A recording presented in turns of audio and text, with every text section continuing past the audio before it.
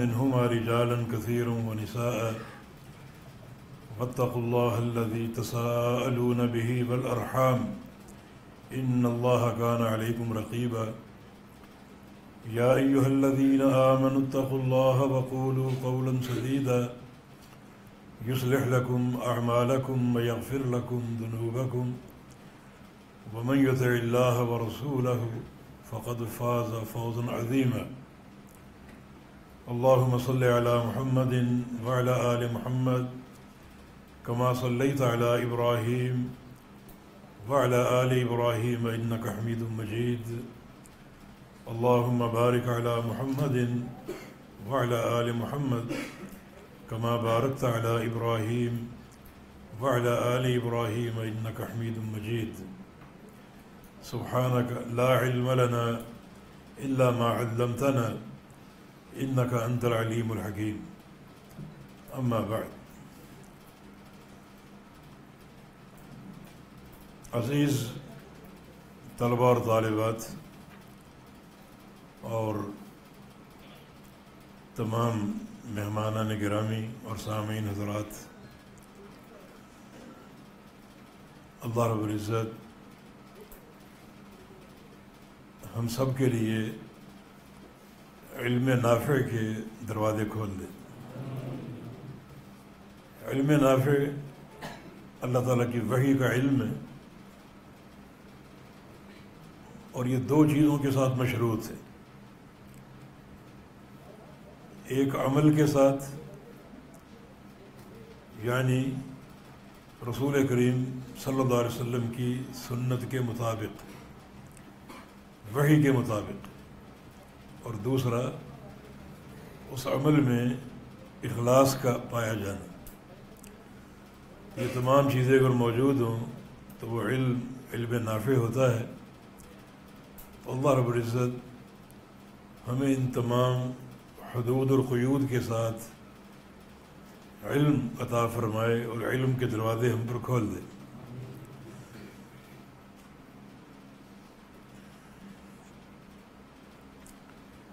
اعوذ باللہ من الشیطان الرجیم، یہ ایک ذکر ہے، قرآن کی آیت نہیں ہے، لیکن چونکہ قرآن کی قراءت سے قبل اس ذکر کا حکم دیا گیا ہے، لہذا ہم نے اسے اپنی تفسیر میں شامل کر لیا ہے،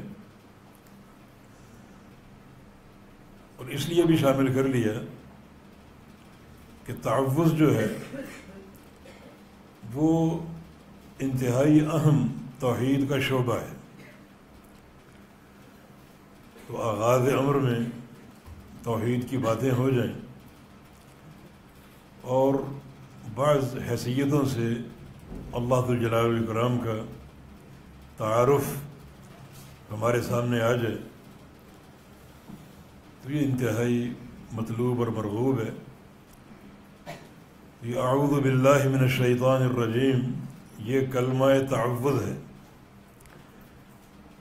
تعوذ کا معنی پناہ طلب کرنا، پناہ پکڑنا، اور پناہ پکڑنا اور پناہ طلب کرنا، یہ تعوذ کرنا، یہ تعوذ پڑھنا، بالخصوص قرآن پاک کی تلاوت سے قبل اسے قرآن نے امر کے صیغے سے بیان کیا کہ فَإِذَا قَرَأْتَ الْقُرْآنَ فَاسْتَعِذْ بِاللَّهِ، کہ جب بھی تم قرآن پڑھو تو اللہ تعالیٰ کے ساتھ اعتصام کرو اور پناہ طلب کرو، اللہ رب العزت کی پناہ طلب کرو۔ اسی لیے بہت سے علماء نے تلاوت سے قبل تعوذ کو واجب کہا ہے کہ فرض ہے، اگرچہ جمہور علماء کا مسلک استحباب پر ہے کہ اعوذ باللہ من الشیطان الرجیم پڑھنا فرض تو نہیں لیکن مستحب ہے، لیکن بہت سے علماء مثلاً عطا بن ابی رباح اور سفیان ابن سعید الثوری، داؤد الظاہری وغیرہ، وہ اس کو فرض قرار دیتے ہیں۔ عصر حاضر میں اس دور کے مجدد اور محدث شیخ البانی رحمہ اللہ بھی اسے فرض قرار دیتے ہیں، اور ہم نے ایک عظیم محدث مولانا عبد المنان نور پوری رحمہ اللہ کی تحریر بھی پڑھی، وہ بھی اس کے وجوب اور فرضیت کے قائل، اور یہ بات بالکل واضح ہے، کیونکہ فاستعذ امر کا صیغہ ہے، اور امر کا ظاہری معنی وجوب ہے۔ الامر یدل علی الوجوب،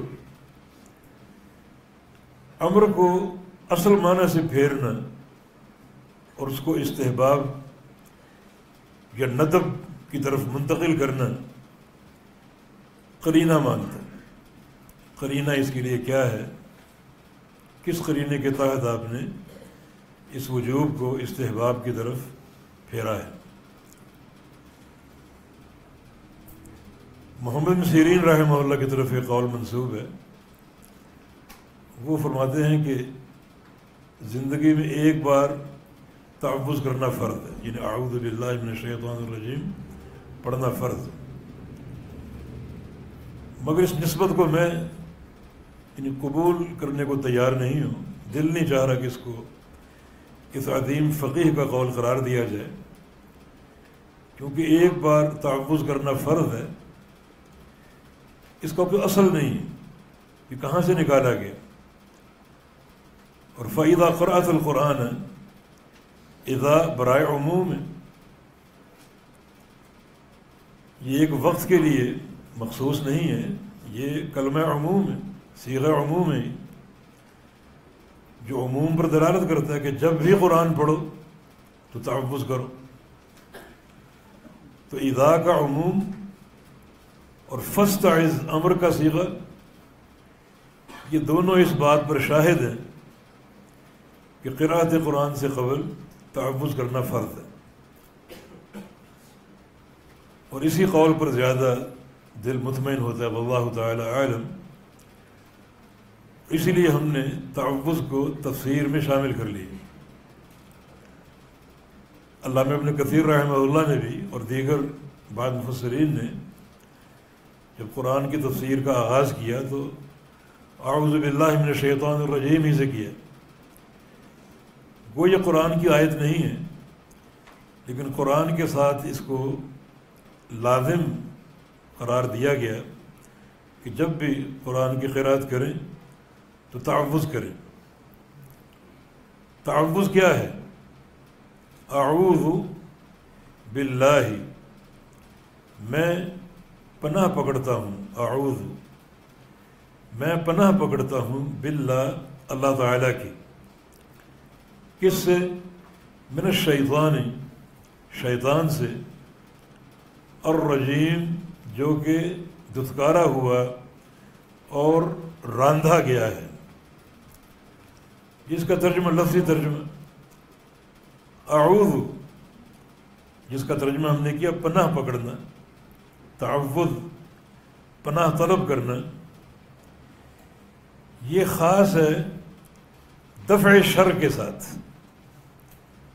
کوئی فتنہ، کوئی شر دنیا کا یا آخرت کا آپ کو پریشان کر رہا ہو تو اس شر سے حفاظت کے لیے اور بچنے کے لیے تعوذ کرنا، اللہ کی پناہ میں آنا، اللہ تعالیٰ کی پناہ کو طلب کرنا، یہ تعوذ کہلاتا ہے۔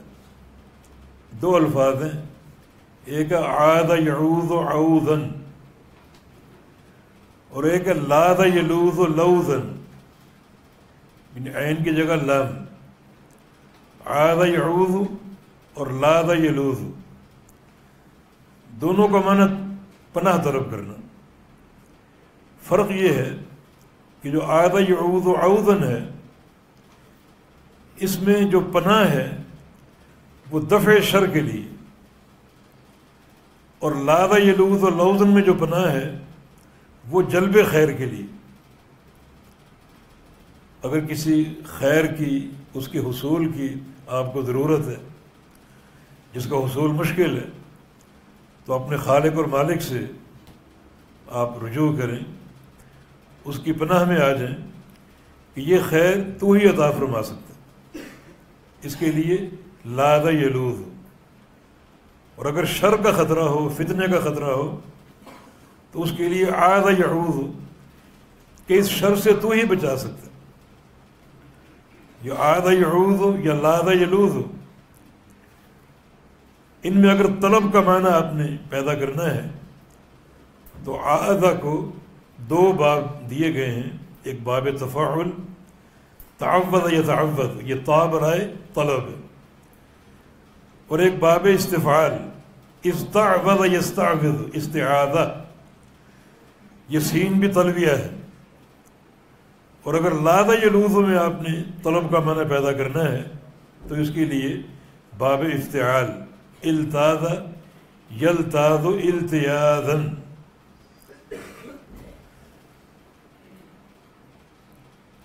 باب افتعال، افتعال کی تا بھی طلبیہ ہے،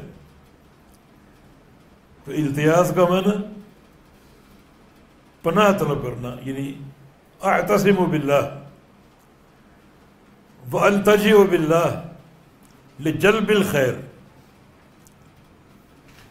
اور تعوذ یا استعاذہ، التجئ باللہ اعتصم باللہ لدفع الشر، تمام شرور کے دفع کے لیے اللہ کی پناہ طلب کرنا، یہ تعوذ ہے۔ اور ہر قسم کے خیر کے حصول کے لیے اللہ تعالیٰ کی پناہ میں آ جانا، یہ التیاذ یا لوز ہے۔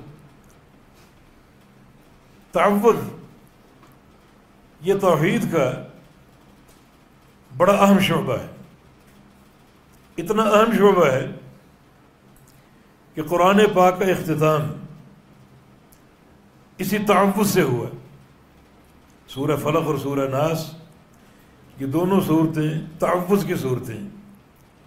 نبی علیہ السلام کی حدیث ہے، لم یتعوذ بمثلہم المتعوذون، کہ جو تعوذ ان دو صورتوں میں، سورہ فلق اور سورہ ناس میں، اس قسم کا تعوذ دنیا میں موجود نہیں۔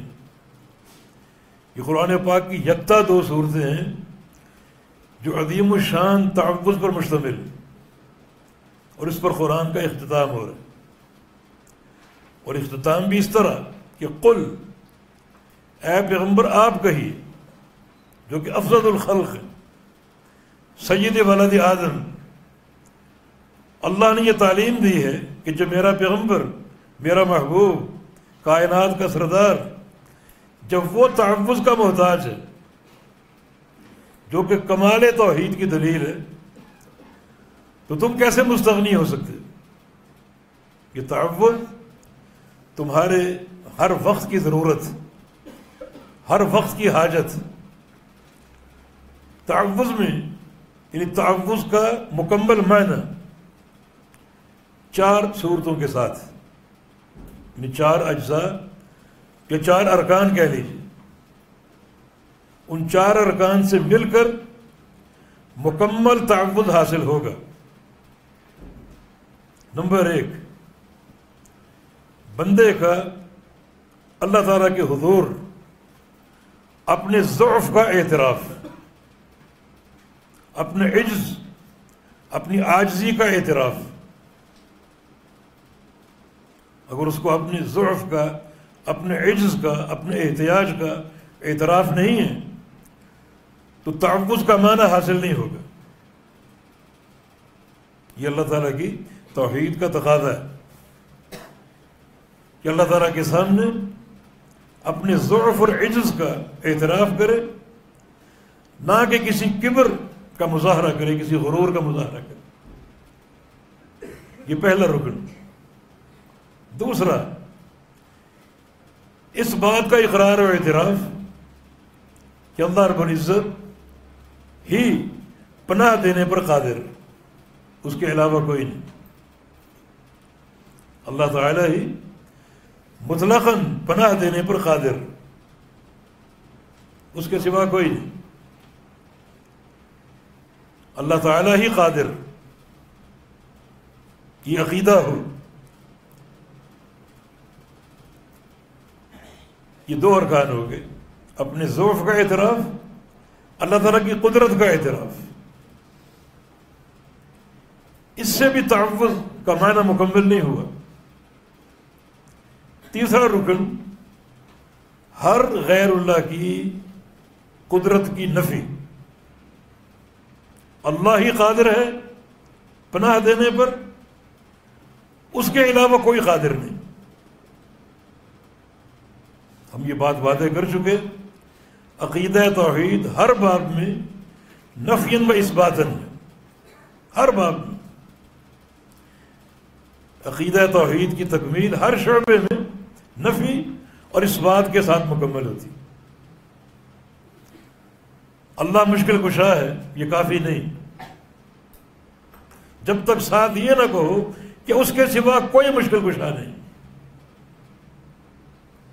اللہ عبادت کے مستحق ہے یہ کافی نہیں، جب تک ساتھ نفی نہ لاؤ کہ اس کے سوا کوئی عبادت کا مستحق نہیں.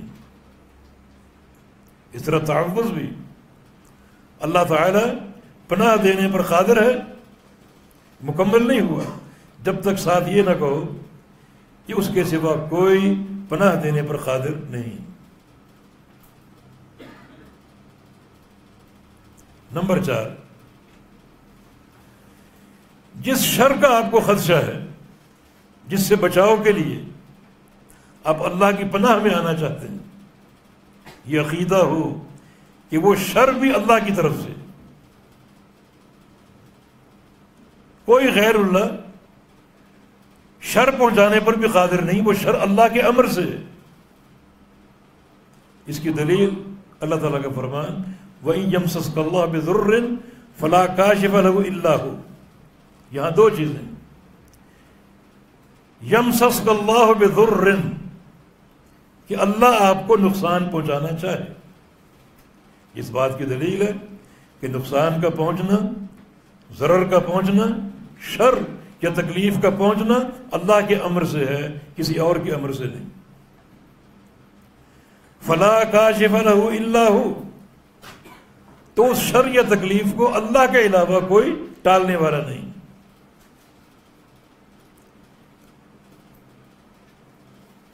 یہ حقیقت تعوذ ہے جو ان 4 ارکان کے ساتھ مکمل ہوتی.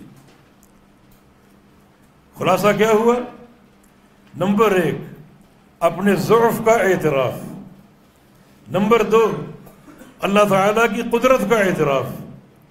نمبر 3، اس بات کا اقرار و اعتراف کہ اللہ کے علاوہ کوئی پناہ دینے پر قادر نہیں.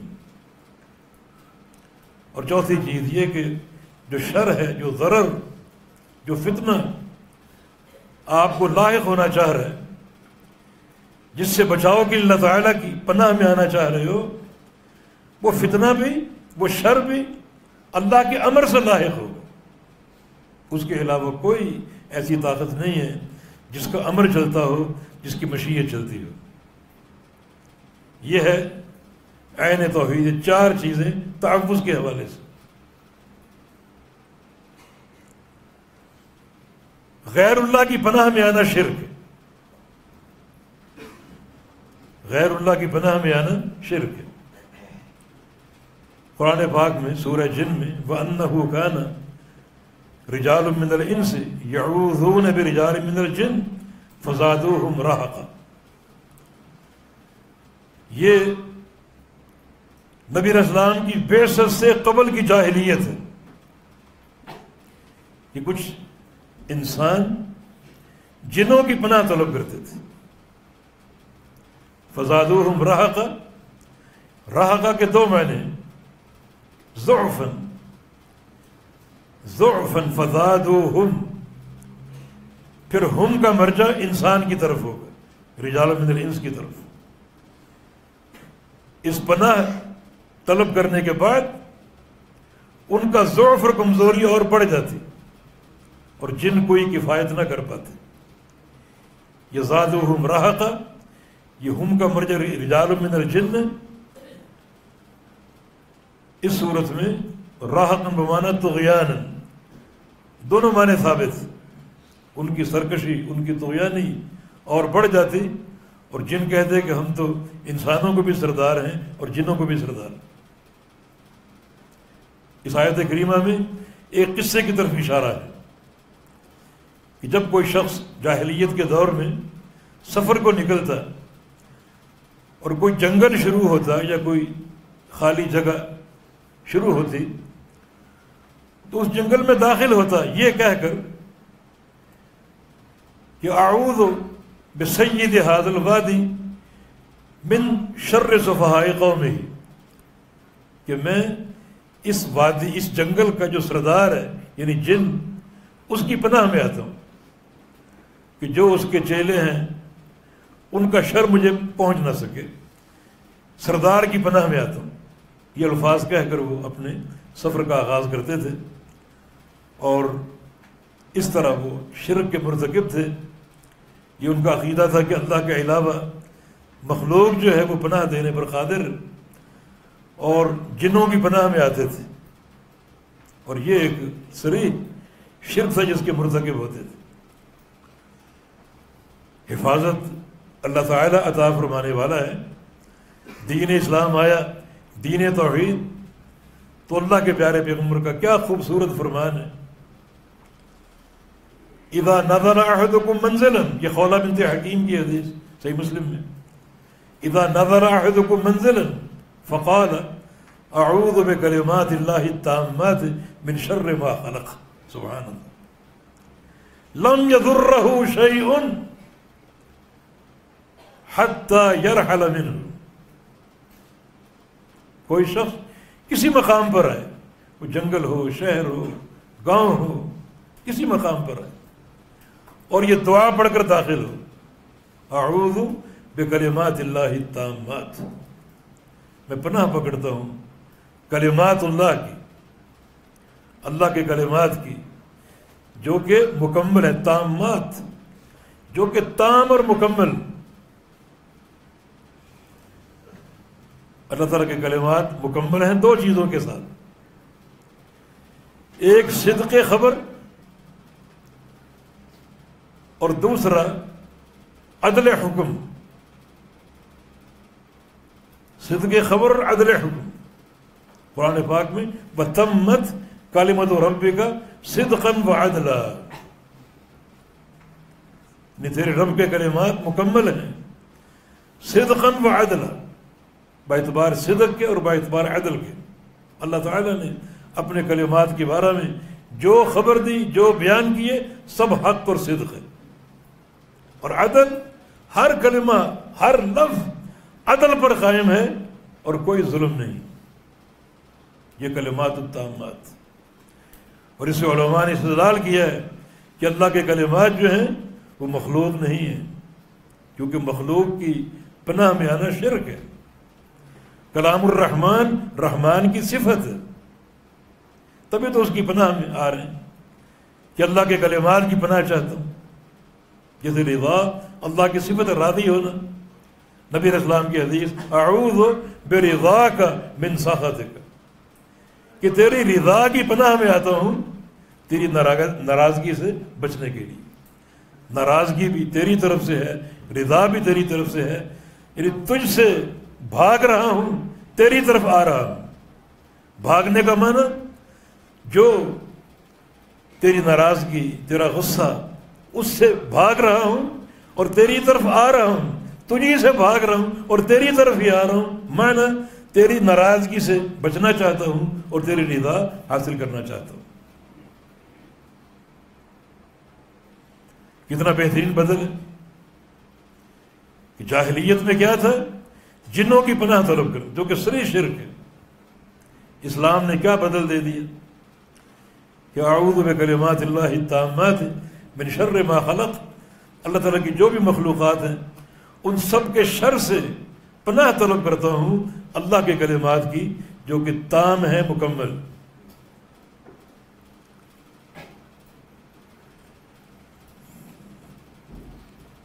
یہ تعوذ کی حقیقت، اعوذ باللہ من الشیطان الرجیم، تعوذ جو ہے پناہ میں آنا، پناہ طلب کرنا، اس میں 4 چیزیں لامحالہ موجود ہوتی۔ ایک ہے مستعیذ، پناہ طلب کرنے والا کون؟ نمبر 2 کلمۃ الاستعاذہ، پناہ کا صیغہ کیا ہے، پناہ کا کلمہ کیا ہے؟ نمبر 3 مستعاذ بہ، کس کی پناہ طلب کرنا چاہتے ہو؟ نمبر 4 مستعاذ منہ، کس چیز سے پناہ طلب کرنا چاہتے ہیں؟ 4 چیزوں پر تحفظ قائم ہوتا ہے، مستعیذ اور کلمۃ الاستعاذہ، وہ کون سا کلمہ ہے، جملہ ہے جس کے ذریعے آپ پناہ طلب کر رہے ہیں، اور تیسرا مستعاذ بہ، کس کی پناہ میں آنا چاہتے ہیں، اور چوتھا مستعاذ منہ، کس چیز سے، کس شر سے اس کی پناہ طلب کرنا چاہتے ہیں۔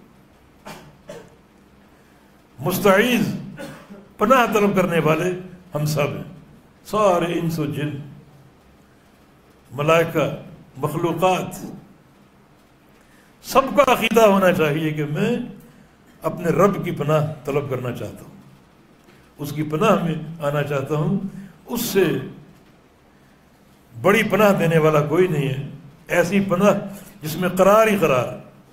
ابن قیم رحمہ اللہ نے ایک بچے کی مثال دی ہے جو مضطر ہو، جس کو ایک کسی کے حملے کا، کسی کی زیادتی کا خوف ہو، کوئی ہتھیار لے کے اس کو قتل کرنا چاہتا ہے، اور وہ بچہ معصوم اس کے شر سے بھاگنے کے لیے دوڑ رہا ہے، یک لخت اچانک اس کے سامنے اس کا باپ آ جاتا ہے، تو بچہ اپنے باپ کو دیکھ کر کتنا مطمئن ہوگا، کس طرح اپنے بازو پھیلا دے گا کہ میرا باپ مجھے سمیٹ لے، پکڑ لے، مجھے بچا لے۔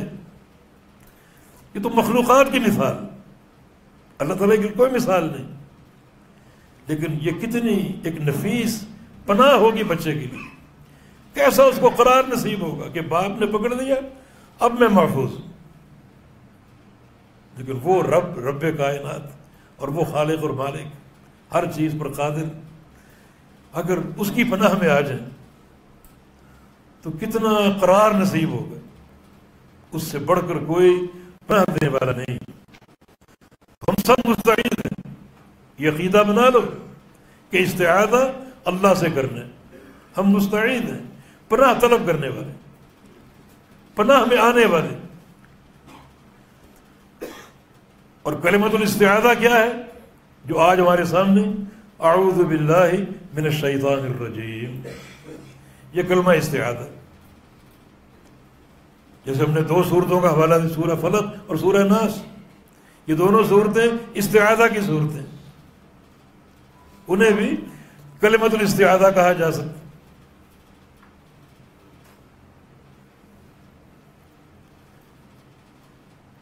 تیسری چیز کیا ہے؟ مستعاذ بہ، کس کی پناہ میں آنا چاہتے؟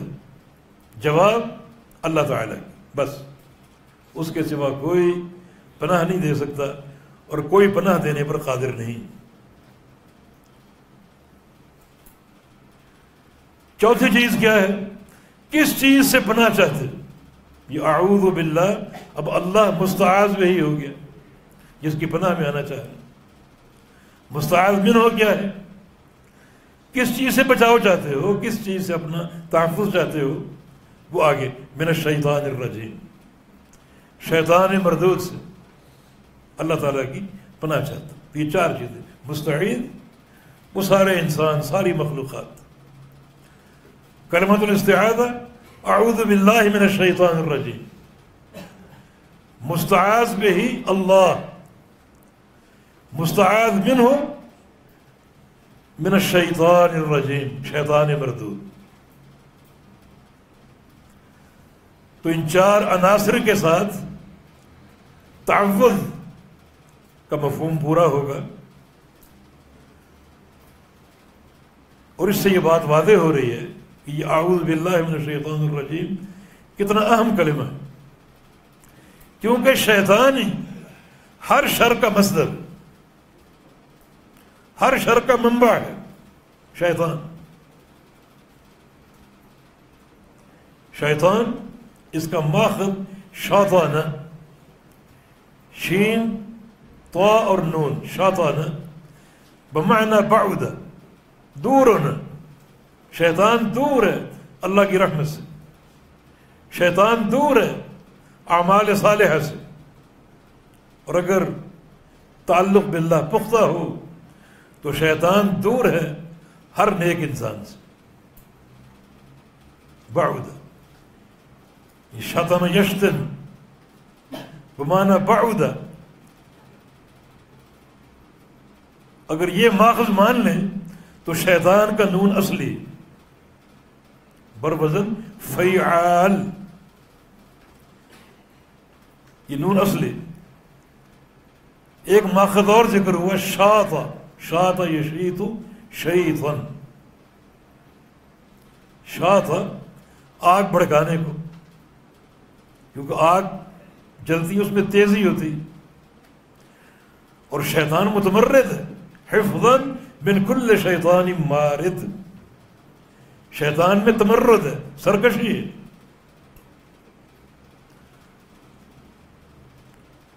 اور ویسے مخلوق من النار ہے شاط، اگر شاطا اس کا ماخذ ہو تو پھر شیطان کا نون زائد ہے، اصل کلمہ نہیں۔ یہ مستعاذ منہ، جس کے شر سے آپ پناہ طلب کرنا چاہ رہے ہیں، اور شیطان ہر معصیت کا مصدر اور منبع ہے، جس سے اس کلمہ استعاذہ کی اہمیت بڑھ جاتی۔ ابن قیم فرماتے ہیں کہ شیطان کی دو قسمیں، دونوں قسموں کے شیطان ہمارے بیچ میں ہیں۔ فرق یہ ہے کہ ایک شیطان نظر آتا ہے اور دوسرا نظر نہیں آتا۔ جو نظر آتا ہے وہ شیطان الانس، انسانوں کا شیطان۔ جو نظر نہیں آتا وہ شیطان الجن۔ اور قرآن پاک میں جہاں تعوذ شیطان سے مذکور ہے، وہاں دونوں قسم کے شیاطین کا علاج موجود ہے۔ خذ العفو وَأَمُرْ بِالْعُرْفِ وَأَعْرِضْ عَنِ الْجَاهِلِينَ، یہ علاج ہے شیطان الانس کا۔ معاف کر دو، نیکی کا حکم دو، اور ان جاہلوں سے اعراض کرو۔ ان کا ذکر کرنا، ان کو اہمیت دینا نہیں، ان کو فراموش کر دو۔ یہ شیاطین الانس جو بگاڑ پیدا کرنا چاہتے ہیں، رنجشیں، ناراضگیاں اور نقصان پہنچانے کے درپے ہیں، آپ کیا کریں؟ بجائے اس کے کہ آپ انہیں کی روش پر ان کے مقابلے میں کھڑے ہو جائیں، جس سے ان کا شر ٹلے گا نہیں اور بڑھ سکتا ہے، آپ معاف کر دیں، درگزر کر دیں، اس کو اہمیت ہی نہ دیں۔ ہاں، اس کو نیکی کا حکم دیں کہ بھائی جو آپ کر رہے ہیں یہ غلط ہے، نیکی کا حکم دے کر وہ اعرض عن الجاہلین، ان سے اعراض کرو۔ آگے کیا فرمایا؟ وَإِمَّا يَنزَغَنَّكَ مِنَ الشَّيْطَانِ نَزْغٌ فَاسْتَعِذْ بِاللَّهِ، یہ اس شیطان کا علاج ہے جو نظر نہیں آتا، یہ شیطان الجن ہے۔ شیطان الجن کا علاج تعوذ، پناہ طلب کرو اس سے اللہ رب العزت کی، اور شیطان الانس کا علاج اس کے ساتھ نیک رویہ، نیک سلوک۔ دوسرے مقام پر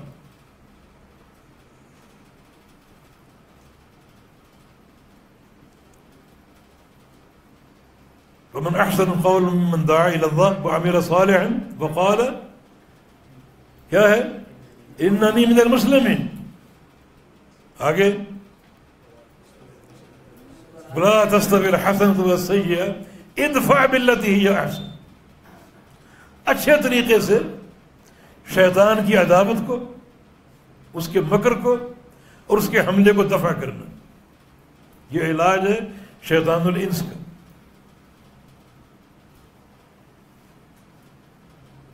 ادفع باللتی ہی احسن، اس طرح اگر کرو گے تو فَإِذَا الَّذِي بَيْنَكَ وَبَيْنَهُ عَدَاوَةٌ كَأَنَّهُ وَلِيٌّ حَمِيمٌ. ہو سکتا ہے کہ جو تمہارا دشمن تھا وہ تمہارا دوست بن جائے، آپ کے رویے سے متاثر ہوگا. تو یہ علاج ہے شیاطین الانس کا، جو نظر آتے ہیں، ہم میں خلط ملتے ہیں، ہمارے درمیان موجود رہتے ہیں. لیکن شیطان الجن جو نظر نہیں آتا، اندر ضرور موجود ہے، ہمارے درمیان موجود ہے، بلکہ ہمارے جسموں کے اندر موجود ہے.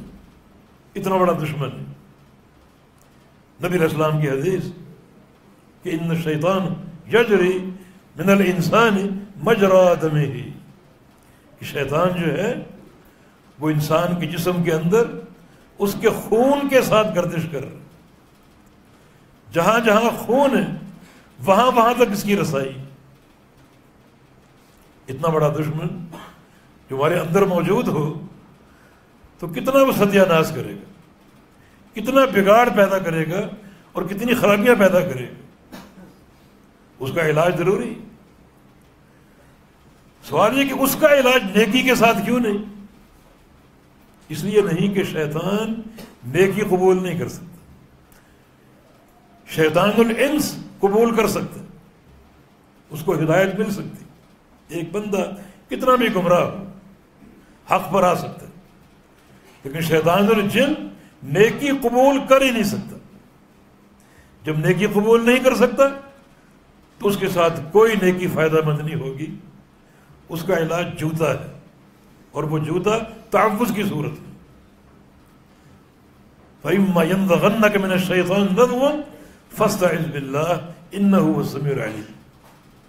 اگر شیطان کی طرف سے تمہیں کوئی کھٹکا ہو گمراہی کا، شر کا، چوکے مارنے کا، تو فوراً آپ اللہ تعالیٰ سے پناہ طلب کیجئے. اس شیطان کے شر سے اللہ تعالیٰ سننے والا بھی ہے اور جاننے والا بھی ہے. وہ آپ کی پکار کو سنے گا، وہ آپ کے احوال کو جانتا ہے اور یقیناً آپ کی مدد کرے گا. یہ علاج شیطان الانس کا ہے.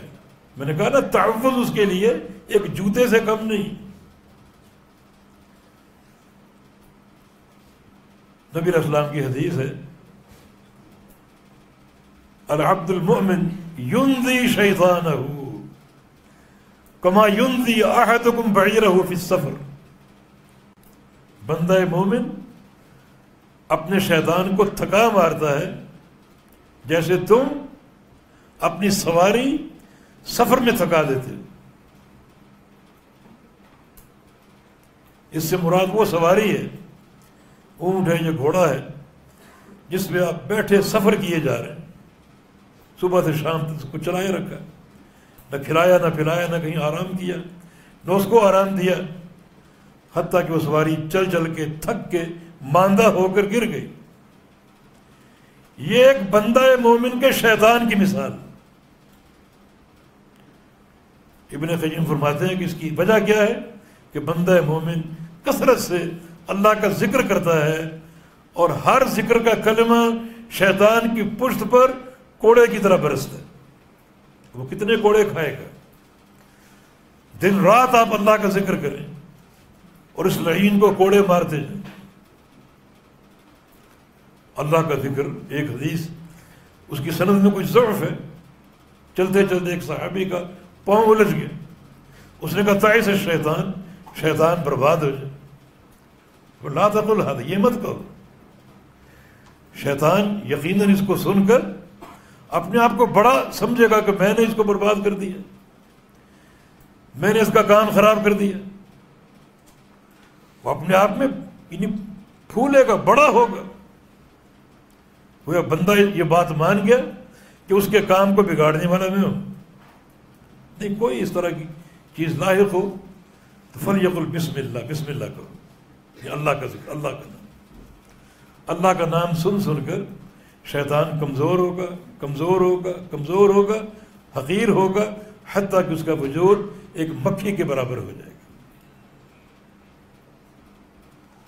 تو جو کلمہ تعوذ پر مشتمل ہے، جسے آپ شیطان رجیم کی پناہ طلب کرنا چاہتے ہیں، اس کلمے کو سن کر شیطان کتنا پریشان ہوگا اور کتنا کمزور ہوگا۔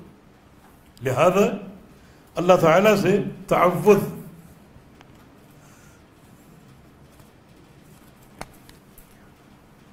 اس کی پناہ میں آنا، یہ ہمارا ایک شب و روز کا وظیفہ ہونا چاہیے۔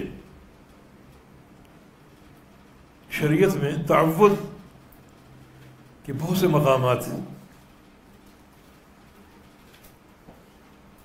ایک آپ نے سن لیا عند تلاوت القرآن، اور یہ مقام بڑا اہم ہے۔ تلاوت قرآن کا معنی کلام اللہ کو پڑھنا، اور کلام اللہ جو ہے یہ شفا ہے، شفاء لما فی الصدور، سینوں کے امراض کی شفا، جسمانی امراض کی شفا، ہدایت، تذکرہ، نصیحت، اللہ کی رضا کی بنیاد، محضر ملائکہ، کیونکہ فرشتے سنتے ہیں بڑی شوق سے۔ اسید بن حدیر کی حدیث اس پر شاہد عدل ہے، اللہ نے منظر دکھایا اس کو کہ زمین سے آسمان تک قندیلے ہی قندیلے، ایک قطار سے۔ اللہ کے نبی ذکر ہوا، فرمایا کہ یہ ملائکہ تھے، تمہاری تلاوت سن رہے تھے۔ اور جہاں ملائکہ ہوں وہاں شیطان پنپ سکتا ہے، اس لیے پہلے ہی اس کے شر سے پناہ طلب کرو، کیونکہ بڑی ایک نیکی کرنے جا رہے ہو، بڑی نیکی۔ اس نیکی کو شیطان کے حملوں سے محفوظ کر لو، بچا لو۔ یہ بڑی اہم تلقین ہے شریعت کی۔ قرآن کی تلاوت تمہاری آخرت کا تحفظ ہے۔ اقرأ القرآن فإنه يأتي يوم القيامة شفيعا لأصحابه، قرآن پڑھا کرو، یہ قیامت کے دن آپ کی سفارش کرتا ہوا آئے گا۔ کلام الرحمن، رحمان سے آپ کی سفارش کرے گا، رد ہو سکتی نہیں۔ اللہ کی صفت، اللہ کی ذات سے سفارش کر رہی، کیسے رد ہو؟ ایک بڑی عظیم الشان نیکی انجام دینے جا رہے ہو، اس کا آغاز اعوذ باللہ من الشیطان الرجیم سے کرو، اس کلمہ تعوذ سے، تاکہ آپ کی یہ نیکی، اس کا تلوث شیطان کے شر سے بچ جائے، اس کے شر کی ملاوٹ سے بچ جائے۔ تو شریعت نے اس حدیث کے ذریعے، ان فرامین کے ذریعے آپ کے قرآن پڑھنے کے عمل کو بابرکت بنا دیا، اگر وہ شیطان کے حملوں سے پاک ہے، اللہ کی رضا کے لیے خالص ہے، تو یہ نیکی دنیا آخرت ہر مقام کے لیے آپ کو تحفظ فراہم کرے گی۔ القرآن حجت لک او علیک، ان اللہ یرفع بہذا الکتاب اقوام یدعو بہ آخرین، دنیا کی بھی فلاح ہے اور قیامت کی بھی فلاح ہے۔ تو اس کے آغاز پر آپ اعوذ باللہ من الشیطان الرجیم پڑھ لیں۔ کچھ لوگوں کا عجیب قول ہے کہ اعوذ باللہ تلاوت کے بعد پڑھو، ان کی دلیل کیا ہے کہ یہ فا برائے تعقیب ہے، فَإِذَا قَرَأْتَ الْقُرْآنَ فَاسْتَعِذْ بِاللَّهِ، اس کا ترجمہ کرتے ہیں جب قرآن پڑھ چکو تو اعوذ باللہ پڑھ دو۔ فائدہ کیا ہے کہ آپ نے نیکی کی، ایک پارہ، 2 پارے، 3 پارے پڑھ لیے، تو شیطان کی آپ کے اندر کبر نہ پیدا کر دے، کوئی غرور نہ پیدا کر دے، لہذا تلاوت سے فارغ ہو کر اعوذ باللہ پڑھ دو تاکہ شیطان کی شرارت ٹوٹ جائے۔ لیکن نہیں، ایسا نہیں، فا برائے تعقیب یہ آپ کا لغوی استدلال ہے، لغت میں فا تعقیب کے معنی میں آتی، ٹھیک ہے، اس کا معنی متعین ہوگا اللہ کے پیارے پیغمبر کے عمل سے۔ آپ نے تعوذ تلاوت سے قبل کیا یا بعد کیا؟ تلاوت سے قبل۔ اسی لیے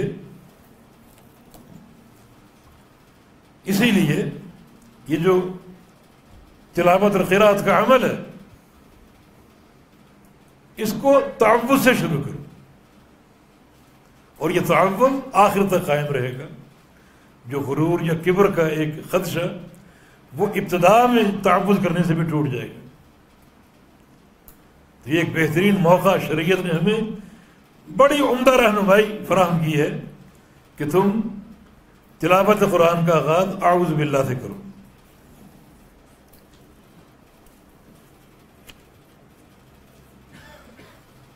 ایک اور بڑا اہم موقع قیام اللیل۔ دو حدیثیں ہیں، ایک ابو سعید خدری کی روایت سے اور دوسری جبیر بن مطعم کی روایت رضی اللہ عنہ۔ ابو سعید خدری فرماتے ہیں کہ کان رسول اللہ صلی اللہ علیہ وسلم اذا قام من اللیل قال اعوذ باللہ السمیع العلیم من الشیطان الرجیم من حمزہ ونفخہ ونفثہ۔ قیام اللیل کا آغاز، یہ رات کی حفاظت، رات کے عمل کی حفاظت،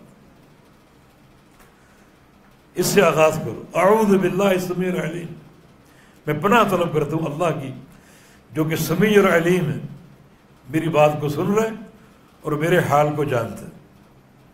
اللہ کی پناہ طلب کرتا ہوں کس سے؟ مستعاذ منہ کون ہے؟ من الشیطان الرجیم۔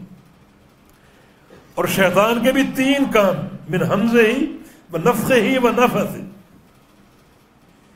ایک اس کی ہر قسم کی چھیڑ چھاڑ، حمز اس کے وسوسے ہر قسم کے، اس میں عموم ہے، اس کے وساوس سے جو چھیڑ خانی وہ کرتا ہے اس سے اللہ کی پناہ میں آتا۔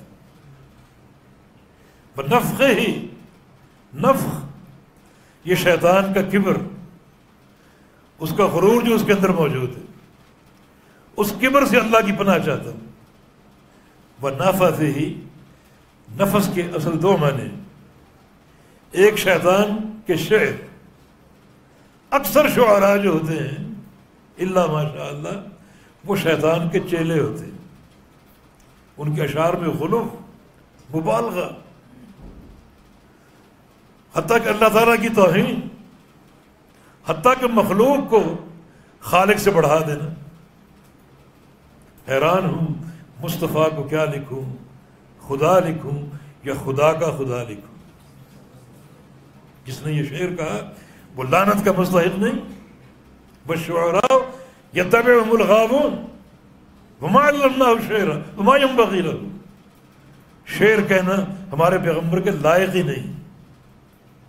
شعر کہو، اچھا کہو۔ اللہ کے پیارے پیغمبر کی زبان پر بعض اوقات شعر آتا تھا، بڑا اچھا ہوتا تھا۔ صحابہ نے آپ کے سامنے پڑھا نحن الذین بایعوا محمد علی الجہاد ما بقینا ابدا۔ آپ نے کیا جواب دیا؟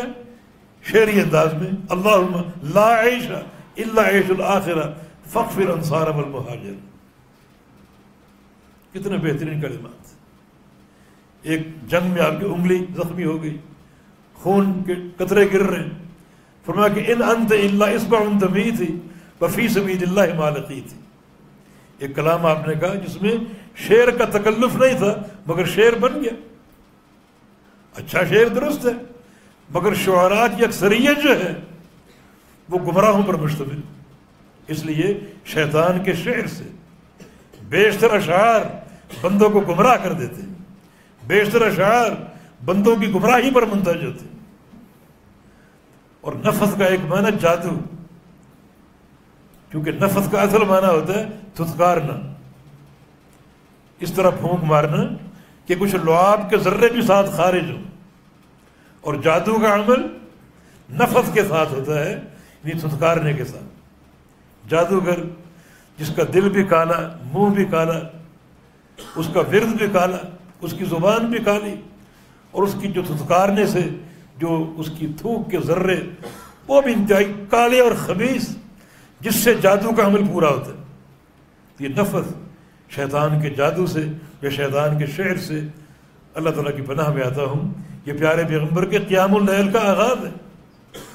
ابو سعید خدری کی روایت، جبکہ جناب جبیر بن مطعم کی روایت کیا ہے کہ آپ قیام اللیل کا آغاز کرتے اس ذکر کے ساتھ، اللہ اکبر کبیرہ، اللہ اکبر کبیرہ، اللہ اکبر کبیرہ 3 بار، والحمد للہ کثیرہ، والحمد للہ کثیرہ، والحمد للہ کثیرہ 3 بار، وسبحان اللہ بکرۃ واصیلا، وسبحان اللہ بکرۃ واصیلا، وسبحان اللہ بکرۃ واصیلا، یہ بھی 3 بار۔